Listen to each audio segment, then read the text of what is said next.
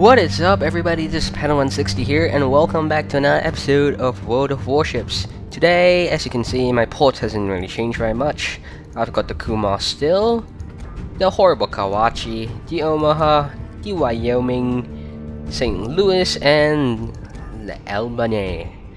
If you're expecting me to play the Albany, well, chances are you don't.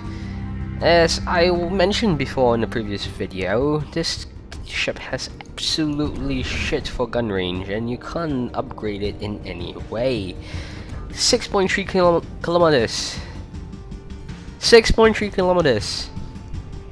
This ship undoubtedly has the shortest range guns of any cruiser in the game. I will be damned, but I'm pretty sure there's at least one or two destroyers that actually have shorter range than that. But they're destroyers, this is a flipping cruiser, and its surface detectability is at 8.8 kilometers. So likelihood is you'll be spotted before you can fire your guns, and when you can fire your guns, you're basically within torpedo range of almost any ship on Earth. But today we'll be talking about the USS Tech Line, or the USA Tech Line, the Omaha. So currently, as you can see, my Omaha has been upgraded with almost everything but the hull C. Now there is some debate that is just gonna go through about the Omaha. If I'm not wrong, it used to just be this. This is like the final body for the Omaha, and whatever you see here is whatever you get in the full package. Then body C came in along, which will introduce you more anti-aircraft guns. If I'm not wrong, it'll just be the back here will be converted into an anti-aircraft gun deck, where you get 5 more 20mm Orlikins, or Orklins, whatever you pronounce it, because World of Warships, you can't decide on a name, so I can't decide on a name either. I'm just gonna call them Orlikins. So you get more Orlikins, you get a -2 gun turrets. By 2 gun turrets, aim the little cannons on the sides. They're actually removing these ones over here. They're actually removing those ones and the ones in front and replacing them with Chicago pianos. And in return, you get one here and one here, if I am not wrong. Also, you will lose your torpedo tubes that are up here and round about here. Hello? Computer? And these ones around here as well. You get to keep the ones down there. So basically, what you're turning your ship into, is an anti-aircraft escort. Of course, you'll be only raised up to 20 points of anti-aircraft guns. Can I actually see what comes along? Yeah, you get additional 10 more 20mm Orlikin or Orlikin Mach 4s, and oh, you get some Bofors. 3 dual 40mm Bofors, and the Chicago pianos sort of remain the same. You lose 2 torpedoes in the back, and you lose your main guns as well. Yeah, I don't think you retain your main battery guns, so that is a disappointment. So if you want more anti-aircraft guns pointing towards the sky, you should get this hull upgrade. But if you want to keep the firepower like I do, I would definitely want to keep this ship in its current shape, no matter what. And finally, when I grind out that 36,000 needed for the Cleveland, and that extra 5k 200 for the Part C body, then I'll move on to Tier 6. So, the Omaha, what does it have going for it? It has amazing guns. It has 8 of this 152mm. I think the 50/53 is how long the gun barrel is. I mean, these twin ones are... yeah, we'll go with that. How do I want to say that? 53 inches? Sure, why not? 152mm, 53-inch gun barrels, Mach 13 guns. And for the turrets in front, mounted in twins, you can also get 152mm. 53 inches, Mach 16 guns instead. So that's in total, if my maths doesn't fail me, 12 guns, and you can have 8 of those guns pointed at any target at any one time, provided if your turrets are facing the right way. and you get a firing range of up to 12.7 kilometers with the additional fire control system. So, survivability, it has a total of 26,800 hit points, where if you upgrade the ship's body, it doesn't change at all. So, it's basically a choice of preference between you wanting to be an anti-aircraft escort, or you just want to be a furious gunboat. That's the difference between the Omaha C and the Omaha B. But definitely please do upgrade from the Omaha A, as you get a little bit more artillery leverage, and you just get more hit points and just a little bit more anti-aircraft guns. So yeah, for anti-aircraft guns, what do we have on this current body? The current body, we have 4 M50 caliber Browning M2 Mod 2 anti-aircraft machine guns, and a total of 8 of these Chicago pianos. They are basically just 4 28mm anti-aircraft cannons strapped together into an AA mount and pointed to the sky. And the odd thing about it is, World of Warships says there's 8 of them. You wanna have a gander? I think we have 10. There's obviously one over here, one over here. That's 2, there's 3, 4, 5. Look at the opposite side, there's a 6, there's a 7, there's a 8. And what's this 2 at the back? Number 9 and number 10. So, World of Warships, I don't know what kind of era this is, but I don't think these 2 should be where they are. I mean, I get where the rest of the anti-aircraft guns are supposed to be, and they are sort of manable positions, but I would not want to stand on top of 6-inch turret just to fire my anti-aircraft guns. So, World of Warships, slight glitch there, but it's okay, I love you, because you made a terrifically good game. So, for maneuverability, we can go up to a maximum of 34.3 knots, with a turning radius of 600 meters. That's slightly worse than the Phoenix, but this is not the Phoenix, this is the Omaha, so deal with it, I guess. Rudder shift time was 7.5 seconds, that's rather quick. And your consumer rating, you'll be detected on the surface from ranges of 13.5 kilometers, and air detectability of 6.7. So, yeah, and we get a little buddy coming along with us for the ride, which is the little squad aircraft fighter. As I said, once again, this looks like a little P-26 pea shooter with 3 pontoons strapped to the bottom of the plane. We got only one aircraft squadron at any one time, and we got a maximum of 3 units. So, the Omaha, is it a good ship? Or is it just simply atrocious? Not really, I like the Omaha. It has torpedoes and it has a lot of them. I just really wish they have more range. The torpedoes only have a maximum range of, if I'm not wrong, 5.5 kilometers. Yes, those are still the Mark 11s that you find on the Phoenix. It's a good ship. It's fast, it has a lot of guns, decent survivability, and a little tip for you, and you will see this in the upcoming game.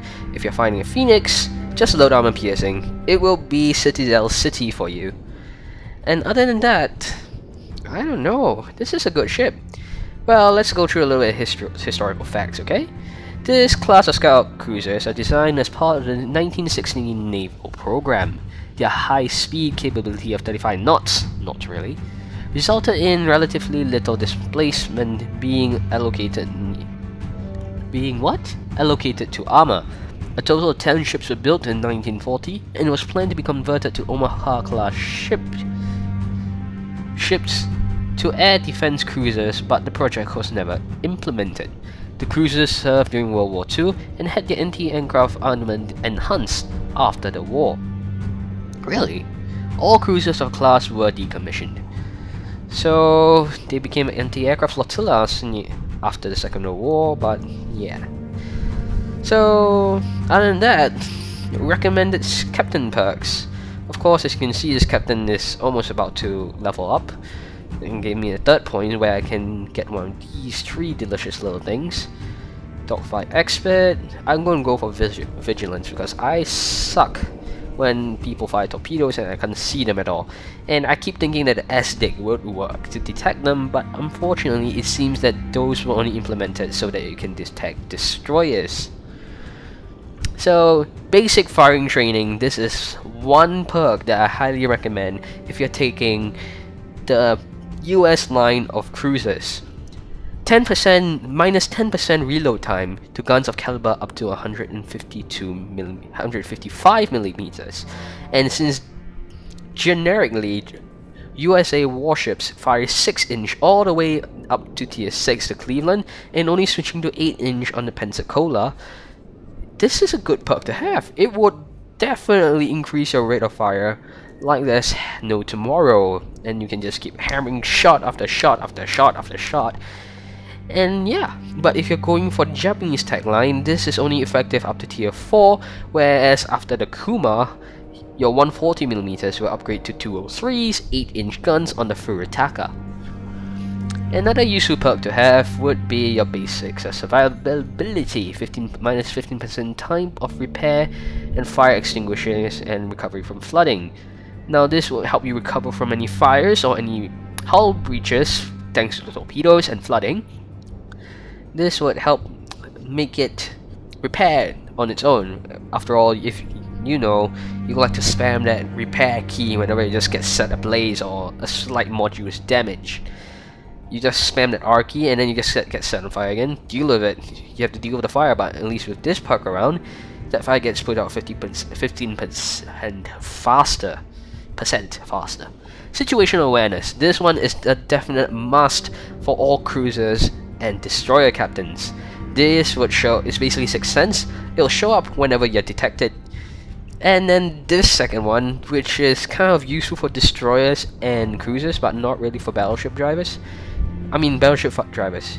You're spotted from miles away, and you can always expect shots to rain out the sky out of nowhere at you, because why a battleship? You're a big target. Who doesn't want to shoot at one? Certainly I would want to shoot at one. But this probably effective all the way. It's always effective. It's a very survivable perk to have, because incoming fire, this tells you when shots are fired directly at you, so you can take evasive maneuvers. You don't even need to see it being fired. You just see the warning, turn, just turn. Don't be like a scrub like me to see where the shots are coming from. Have a little gander where the shots are gonna land, and then turn the opposite direction. By the time it's probably already too late. So after this, I'm probably going to get this, Vigilance, where I can spot torpedoes coming in from an additional 20% range. This is useful to have, especially for ships that can't dodge for shit, or at least have a poor rudder turning time, because you can faster and earlier prepare yourself for any incoming torpedoes that you might face. And with that said, I guess I owe you some gameplay for the Omaha, so sit back, relax, and enjoy the show. Alright everybody, welcome back to World of Warships. This is a standard battle on New Dawn, where I'm showcasing the Omaha, of course. What else? This thing would load a little faster, it would be much appreciated. But it's okay, it's World of Warships. The first game is always the longest to load. So on our team, it would seem that we have a Bogue, a Zuiho, a Mayogi, 3 Kawachis, 1 Omaha, 2 Phoenixes, 2 Tenryus, and a Clemson. But enemy team has a Langley, a Zuiho, a Congo, a South Carolina, 2 Kawachis, a Furutaka, my opposite number, a Phoenix, a Kuma, a St. Louis, a Tenryu, and an Iso Kase. Now we're just waiting for the battle to load up. Where's my start battle button? I'm done loading.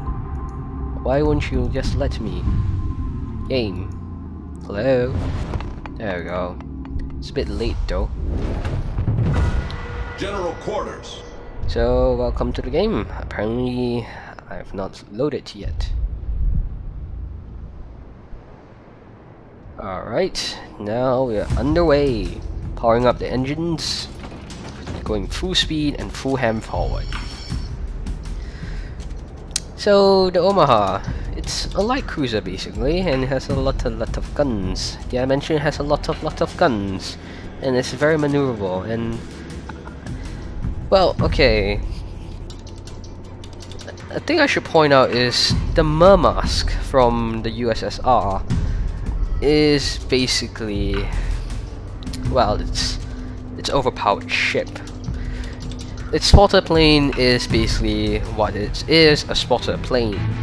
My plane apparently is just a fighter that is sent up into the air so as I can tempt other ships. I mean, I can give that frightening and jostling of the pilots that are about to drop torpedoes or bombs on me.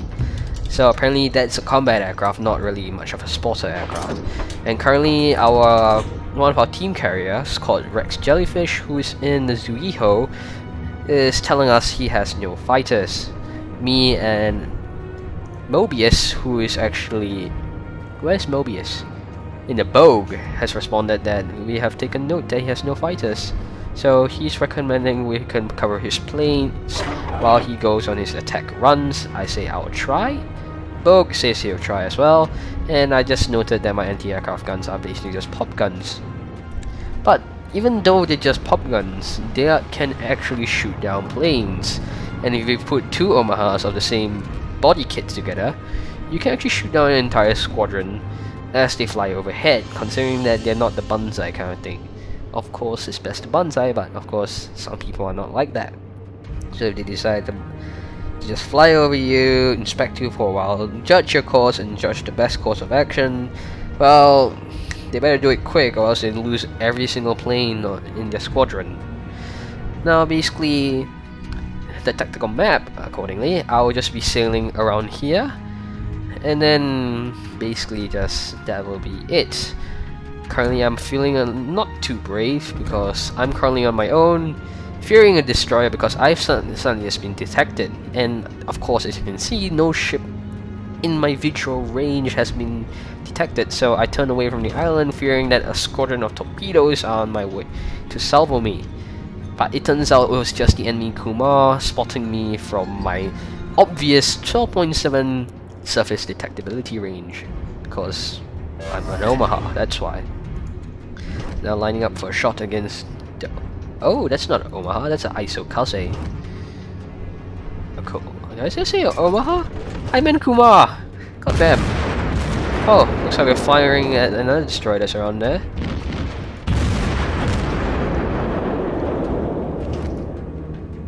That's the enemy's Isokaze.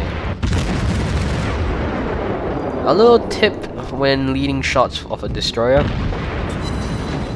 just lead it something like that. Yeah. Make sure you just put the destroyer at the very end of the tipper, give it a little bit more, and then fire your guns. That should get you your 12 kilometers and a decent shot at them. That's another enemy Isokaze around there. It's a lot of Isokazes. Oh, it's just basically the same Isokaze. Torpedoes? Where? I guess it must have been launched by that Phoenix or that 10VU. Currently we're engaging the enemy Kumar, who we are actually lobbing armor piercing at him. Now, a lot of people complain that you should just fire. There we have it. Armor piercing, I mean high explosive, nothing but high explosive, but as you can see, I just yield a Citadel. The Kumar is not a very heavily armed warship, so it would be wise. Oh my word, there's an Isokaze 5.5 kilometers away. I turn in trying to be funny, trying to get myself a torpedo hit, but of course that's not going to happen. So instead, I just load up high explosive, aim a little bit, and get a cheeky steal kill of the enemy Isokaze. Enemy destroyer sunk. And obviously, enemy St. Louis is very close to me, and I fire armor piercing. Some may argue that armor piercing is not effective against a St. Louis, but I don't know. I really don't know. Okay, those were two shots of high explosive and it do 2,000 damage, so maybe I should be firing high explosive. But here I was just an absolute twat. I loaded up armor piercing and decided to try to Citadel this St. Louis to crap, but of course, a famous YouTuber by the Mighty Jingles have stated that the St. Louis is a protected cruiser, so if I was going for Citadels, well, I better hope some more.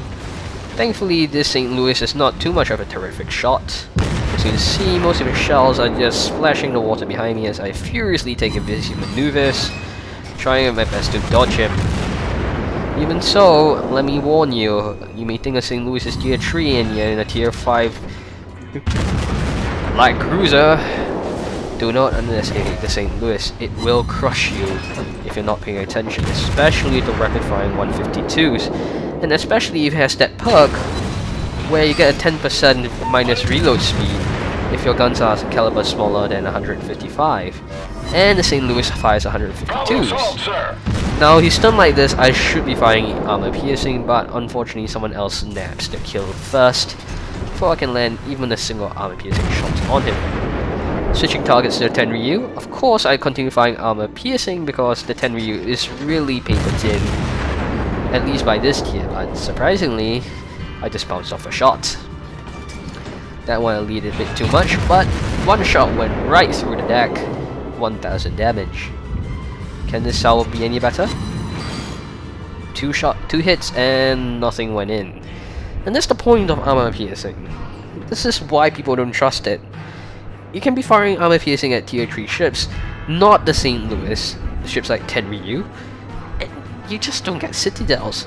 I'm not even talking about Citadels, I'm not even getting a confirmed penetration here.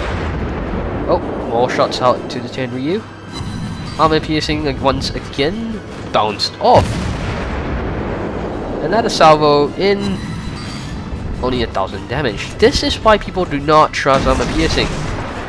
I mean, I don't believe the Tenryu is very heavily armed, at least not as heavily as the Phoenix, and the Phoenix is Citadel City as long as you fire armor piercing at him. This ship is just being stubborn now. Now, the question is, will I get the kill? I've already unleashed torpedoes in the water, and of course, I nabbed the kill. Sunk. Ooh, what is that? An enemy cruiser. Oh, here comes our little pea shooter coming back to land. As I rendezvous with this little Phoenix over here. There, our little pea shooter. It's weird how this thing is actually land. Just look at him. I mean, they follow a correct landing pattern. They come in, circle around, but apparently its landing strip is that piece of wire which it took off from. Oh, that's just cute. Oop, enemy torpedo squadron coming in. Turn on the anti-aircraft guns, of course. And there he is! The border humping, the shameless border humping Kuma called Hogao. Ah, who gives a shit? We just set him on fire anyways. Because why? Because he's a corner humper. Unfortunately, at this point, if I was to give him my full effective fire off a broadside, I would be running myself into the island. So I decided to just play it safe. I mean, he's just corner humping and he's not focusing on me, so I'll just stick with firing my 4 guns at him. The 4 guns at the front, mainly being the twin turrets, twin in the turrets, and the twin in the cheeks. As the Kuma, as our little Phoenix brother in here just continues sailing in one straight line. I mean, the least he could do was just at least duck and weave a little bit, but then again, he's providing as small a target as possible to this irritating corner humper as we set him on fire again. I mean, the Phoenix is a great ship, which would make all the more the Omaha even better. But I don't get corner humpers. Why would you abuse a game mechanic to this kind of way? I mean, sure, that's being Southeast Asian, isn't it? Because Southeast Asians, there's only 2 kinds and 2 flavors. Enemy cruiser just gotta kill. Serves him right. There's only 2 flavors of Southeast Asian players. Ones that actually play properly, and ones that ones that don't even know how to play properly, and ones that knows how to play very well and just love exploiting the game's bugs and mechanic deficiencies. I mean, what the border does, it basically stops you from going any further, but the ship momentum is retained, which means you can do about turns really quickly, which I don't mind doing it because you might run into that by accident. It's like, oh crap, nope, just turn the ship, at least I still keep my speed. It's not as bad as running aground. But if you just go corner hump and just go left and right, so you make your speed almost unpredictable. That's just cheating. Well, it's not cheating, but of course it's not cheating, you dumb oaf, because people do that, and it's still legal in the game. But Torpedo, come on! right. Oh, spread out torpedoes. This is very poorly shot. Must have been auto aim. I could have skipped that even if I wasn't paying attention. Fighter ready for takeoff. Yep, a little Bruce there is ready for takeoff. But no! Alright? Stop corner humping. Stop border humping. You imbecile, insolent oaf. Yes, as we bombard the Langley, I just forgot how slow that ship is. I misled my first shot and I dragged behind on the second. But apparently you just only need that much speed on the Langley when it's going at full speed. But please, just don't bother hump, okay? It's not a nice thing to see, and it's definitely not a nice thing to do. I mean, people play this game fair. They sail in the open seas. You're just humping the border so that people can't make accurate prediction shots of where you are. And it's also a faster way of reducing your speed and changing direction. I don't mind you using that to change directions, honestly. But I do mind you just constantly hugging it so that people can predict your shots. Sure, I may complain because my prediction skills are terrible. But hey, if I'm terrible, I wouldn't have 3 kills and I wouldn't have 128 hits, alright? Sadly though, I only have a single citadel. In fact, after this, I'll roll you a short clip on what it's like to fire armor piercing at your tier 4 brethren, the Phoenix. Well, anyways, as you can see, enemy is dying. There's a South Carolina enemy Phoenix left alive. So at this point I'm thinking, I have decent amount of health, but that Congo can one-shot me. I'm just gonna go park my ass in cap. Just like that big sleazy Kawachi that made it to the cap circle. Once again, I don't understand. This is another problem I have with people. Why do you sit in the cap circle? It's clearly big enough for you to sail big rounds around it if you're a Yamato. Or a Yamato. Sorry, I'm just being exaggerating with my British accent, you know. But why do you sit still in the middle of cap? Okay, maybe he's not sitting still, he's actually moving after all.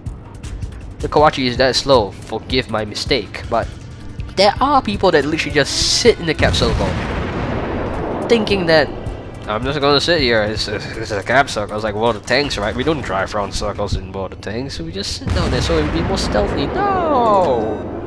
Detection. Anyways, yes, I'll continue renting later. This is the end of the match.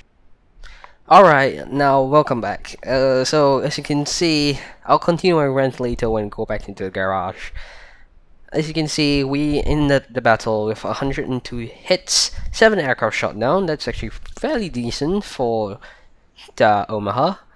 1 critical hit, unfortunately. 3 ships sunk, 5 fire started, and 1 citadel penetration on the Tenryu. So all in all, I guess it's a good game. I get 1,938 experience with the daily bonus, unfortunately. As you can see over here, I came in second in the team with the Zuiho from Rex Jellyfish coming in first. Kudos to you. You must have had a pretty good game despite having no fighters at all. With the friendly Bogue from Mobius doing absolutely ham, shooting down enemy aircraft from the skies. I think he was the one who got first blood, so I guess the only kill it has was the first kill of the game. So other than that, for damage done, we've done over 34,000 damage in armor piercing damage.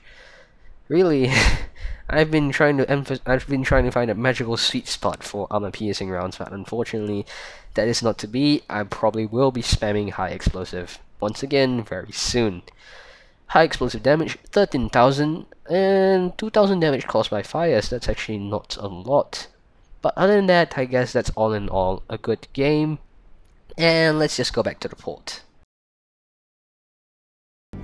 Alright everybody, welcome back to the garage, and yeah, so that was actually quite a mediocre game in the Omaha.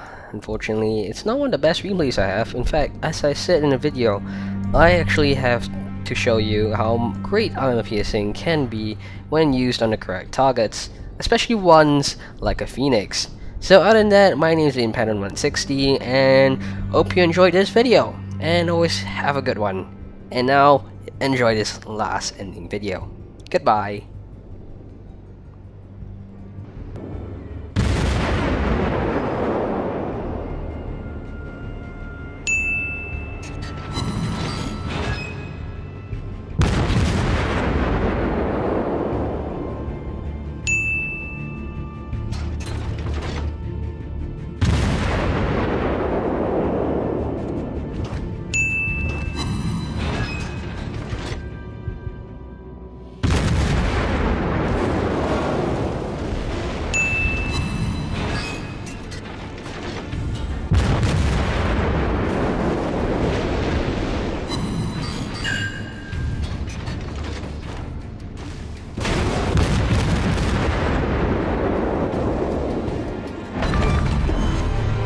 Enemy cruiser foundered.